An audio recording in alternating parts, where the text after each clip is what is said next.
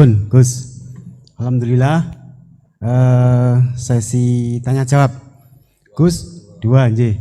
Ya, ini ada dari Yogi Banjarmasin, satu tipe dengan Ahmad Banyuwangi, satu tipe dengan Rizka Pekanbaru. Yang dari Banjarmasin itu, Gus mohon izin ngaji lewat jarak jauh, baik melalui YouTube ataupun lewat medsos. Namun sanadnya bagaimana Gus? Sebab masa kini belum bisa ketemu langsung. Terus Rizka Pekanbaru ini trik mendidik akidah anak sejak dini, pripun. Terus Ahmad Banyuwangi ini bagaimana kaum milenial, ini karena setipe Gus, generasi XYZ yang lahir tahun 2000-an, bagaimana membuat menarik belajar tasawuf bagi generasi anak-anak. Nggih, namung niku. Tapi setunggal tipe nih tasawuf. Bagaimana belajar tasawuf untuk generasi-generasi yang cik nom-nom niku. Terus satu itu tipe dengan mendidik anak. Kemudian yang nomor dua mohon izin ngaji jarak jauh. Sanadnya pripun karena belum bisa ketemu. Begini ya, saya mungkin yang kesekian kali ya punya tamu dari Kalimantan, dari Sulawesi. Memang kalau sebagian mereka pernah mondok itu tersiksa karena ngaji saya hanya lewat virtual atau lewat medsos. Kebaikan itu pasti sudah benar. Jadi dengan ketemu langsung maupun enggak itu secara sana itu sudah cukup. Cuma ada beberapa kebenaran yang butuh jelimet, butuh tahqiq, itu yang harus ketemu langsung. Tapi kalau yang kebenaran-kebenaran umum itu tidak perlu, karena kebenaran itu bahasa lainnya itu al-ma'ruf, sesuatu yang mudah dikenali oleh akal, oleh nurani, oleh komunitas, oleh sistem sosial. Sementara mungkar itu sesuatu yang aneh. Andai kan tidak ada agama pun, orang akan bilang selingkuh itu mungkar. Andai kan tidak ada agama pun, sesuatu milik siapa harus jelas. Sehingga diaturlah ini istrinya ini istrinya ini barangnya ini. Yang paling berhak make apa ya yang punya kan. Makanya nikah itu disebut ma'ruf. Yang boleh make ya yang punya. Misalnya yang boleh make mobil itu ya yang punya atau yang dapat izin. Itu disebut ma'ruf. Lalu yang enggak punya kok make, itu namanya mungkar. Ya aneh, enggak punya kok make tanpa izin. Sehingga kebaikan-kebaikan seperti ini enggak butuh sanad karena semua orang pasti kenal. Makanya disebut kebaikan itu al-ma'ruf. Kemungkaran disebut mungkar. Jadi ma'ruf maknanya arafahul aklu, akal ini mudah menerima. Mungkar maknanya angkarohul aklu, akal ini menjadi aneh. Kan nggak mungkin lah orang yang waras mau ini ada minuman, kalau kamu minum hilang kesadaran, minuman ini halal, itu aneh nggak? Aneh kan? Tapi kalau kebalikannya ini minuman manfaat untuk stamina, manfaat untuk kesehatan, maka ini halal. Nah agama itu datang dengan sesuatu yang ma'ruf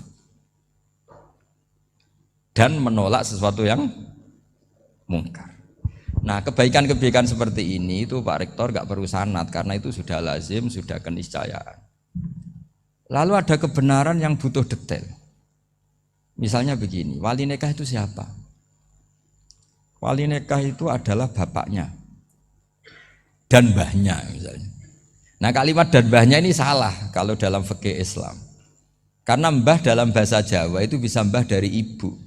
Sementara dalam otoritas Islam nggak memberikan hak ke mbah dari ibu. Seperti ini nggak boleh. Terus misalnya orang Kalimantan nikahkan putrinya dinikahkan oleh mbah dari ibunya hanya karena berdasar fatwa. Oh kemarin Gus Baha atau Kiai siapa dawuh wali itu kalau nggak bapak ya mbah. Wong ini mbahnya. Nah itu butuh detail. Yang dimaksud mbah di bab wali adalah abul ab, bapaknya bapak, bukan sekedar mbah. Nah hal-hal seperti itu mohon sekali untuk tidak kesusu atau tidak tergesa ngambil kesimpulan karena itu butuh fikih yang apa? Detail. Ya butuh fikih yang apa? Detail. Padahal istilahnya sama, wali itu bapak dan mbah. Sehingga dalam kitab-kitab matan misalnya kalau ada fa'ahakul auliya bitazwid abun summa jaddun itu pasti sama sarah dikritik. Al-aula ayyakula abul ab, seharusnya jangan dikatakan mbah karena kalau mbah memasukkan dari ibu, yang benar adalah abun fa abul ab, bapaknya bapak. Nah, jadi kira-kira gitu Pak Rektor. Gantian jenengan yang menjelaskan ini.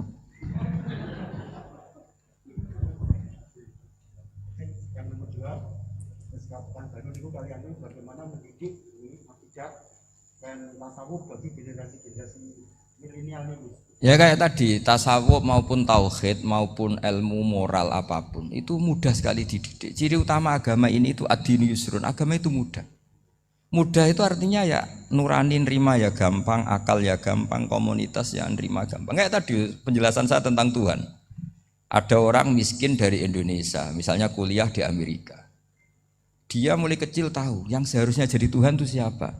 Ya yang menciptakan langit bumi, sebaiknya yang jadi Tuhan itu siapa? Ya yang wujudnya paling awal. Kemudian dikasih alternatif Tuhan yang wujudnya ada tanggalnya. Keren enggak misalnya? Kan terus enggak keren. Kok Tuhan sama buminya kok dulu buminya? Kayaknya kok enggak lah kayak gitu. Artinya barokahnya logika yang sehat ini kan ya setahu saya hampir jarang kan yang murtad masalah tauhid itu. Kalau moral banyak yang agak nakal, tapi secara tauhid jarang yang murtad karena tanaman logika tauhid itu mantap di Indonesia. Mulai kecil kan diajarin wujud, qidam, baqa, mukhalafatul lihawadisi, qiyamuhu fi nafsi. Sama, moral juga gitu. Jong jogeman misoi wong, kan dipisoi sakit enggak? Jangan pernah mencubit orang, dicubit itu sakit. Jadi orang diberi rasa. Enggak enak loh disakitin orang, dijotosin orang. Ya sudah jangan jotosin orang, enggak enak. Sehingga apa ya, kalau kamu ingin sopan ya disopani ya harus sopan, kalau ingin dihormati harus menghormati orang lain, sehingga itu tertanam. Makanya bangsa kita termasuk yang terbaik akhlaknya. Kalau musim haji itu dipuji-puji sama sekian negara karena pantangan lah kita nginjek orang sholat, melangkai orang ruko, orang sujud. Kalau orang lain mungkin kan seenaknya. Iya, karena mulai kecil itu dilatih tidak boleh melangkai orang, tidak boleh. Jadi akhlak itu ya diajarkan mulai kecil plus logikanya. Logika itu ya apa saja lah, yang penting menjadi anak kecil itu paham. Dan itu mudah, saya ulang lagi mudah, karena agama ini ad-dinu yusrun, agama ini mudah, jadi mudah difaham. Enggak bisa kamu katakan misalnya tasawuf. Tasawuf itu ya gampang kayak tadi, seperti Bapak kalau ngendikan. Makanan yang membuat enak itu karena menunya yang mewah kamu cocok atau karena kamu lapar. Lama-lama orang kan berpikir, ya setiap puasa itu kok tempe enak, tahu enak, tapi kalau sudah buka, sudah kenyang, apa saja semuanya menjadi tidak enak. Padahal kualitas menunya masih enak, tapi gara-gara kenyang menjadi tidak enak. Berarti penyebab enak itu lapar apa menu? Lapar. Jadi apa ya, kearifan-kearifan ini loh yang menjadikan luar biasa.